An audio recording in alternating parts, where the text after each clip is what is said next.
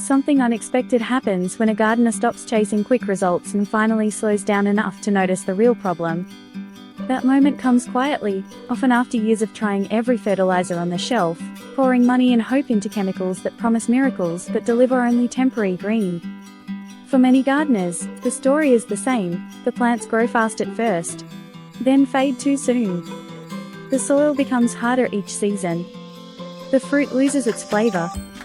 And the garden, despite all the effort, never feels truly alive. This realization pushed me to look deeper, far beyond the glossy fertilizer bags lined up at garden centers.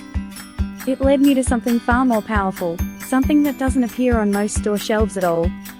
And once I found it, the transformation in my soil, and my harvest, was unbelievable. For decades, we've been told the key to a productive garden is fertilizer. Add more nitrogen, more phosphorus, more potassium, force the soil to respond, and your plants will reward you. But here's the truth most gardeners never hear: the problem isn't a lack of fertilizer. It's a lack of minerals. Real, diverse, naturally sourced minerals, the things healthy soil once had but has lost over time. When that clicked for me, everything changed. Healthy soil is not just a medium that holds roots. It's an ancient, living ecosystem. It breathes, it heals, it feeds, and, when it has the right minerals, it thrives with a strength fertilizers can never imitate. Walk across a patch of soil that's alive, and you can feel it under your feet. It has softness, structure, a scent that speaks of deep restoration. But soil that's been force-fed chemicals season after season becomes tired.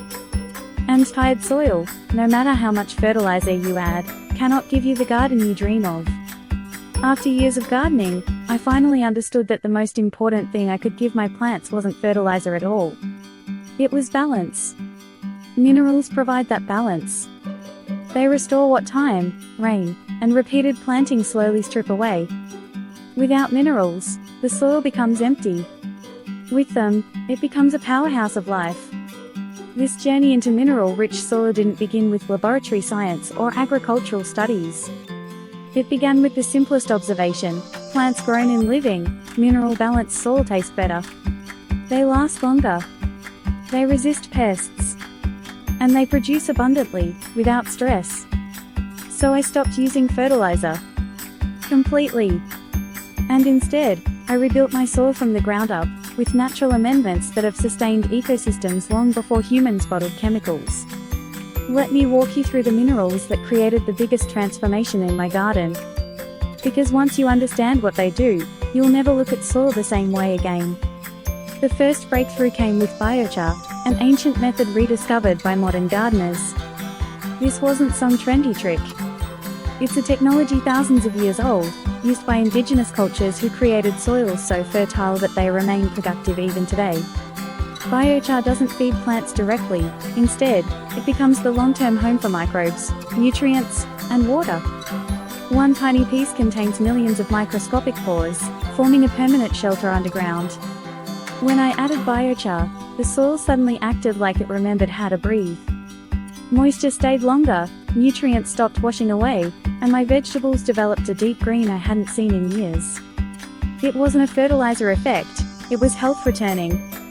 But biochar was just the beginning. Clay soil had been my biggest enemy for years. The kind that sticks to boots in spring and cracks like pottery in summer.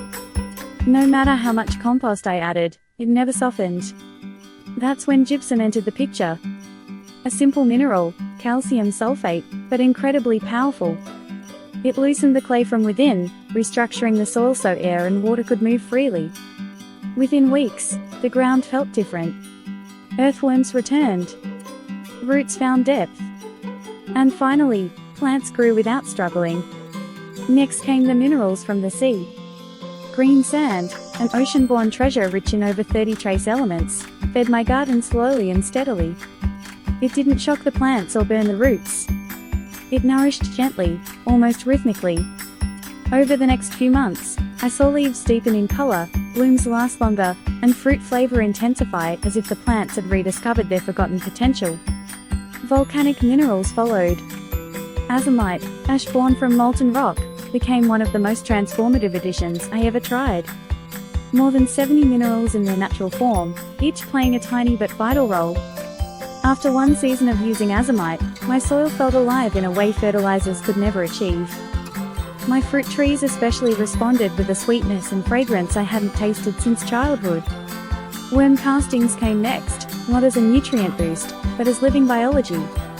They brought billions of helpful microbes, natural enzymes, and plant-stimulating compounds that awakened the soil. Within days, I could feel the difference just by pressing my hands into the earth. The structure changed. The smell improved. The plants stood taller. Then came basalt rock dust, the forgotten gift of mountains. Slow-releasing minerals, strong cell walls, sweeter fruit, richer color, and long-lasting soil strength. This wasn't a quick fix. It was restoration. Deep, long-term restoration. And finally, kelp meal, the ocean's energy. Not simply minerals, but natural growth hormones that helped my plants handle stress. Heat waves, drought, cold snaps, plants treated with kelp meal simply refused to give up. Their resilience surprised me every season. With all this in place, Epsom salt became the finishing touch. Not as a fertilizer, but as a specific solution for magnesium deficiency, one of the most common but overlooked issues in home gardens. It revived tired leaves, strengthened stems, and amplified the flavor of fruits in a way few gardeners expect from something so simple. Each mineral played its own role, but the real magic happened when they worked together. This wasn't just a garden anymore, it was a living system. Moisture stayed longer. Nutrients recycled naturally. Plants produced consistently, even through harsh weather. Fertilizer became unnecessary, because the soil finally had everything it needed to feed plants itself. This transformation didn't happen overnight. Soil building is patient work. Layer by layer, amendment by amendment, your garden begins to shift. The texture changes first. The smell follows. Then, the plants start responding. Bigger harvests. Fewer pests. Deeper colors. Stronger stems. Better taste.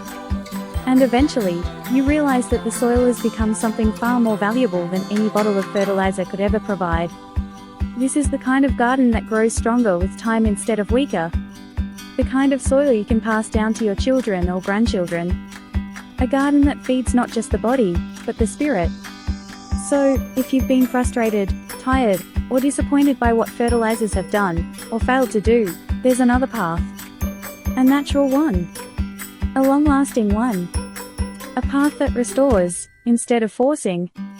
A path that respects the soil, instead of exploiting it. Your garden doesn't need more fertilizer. It needs minerals. Start small.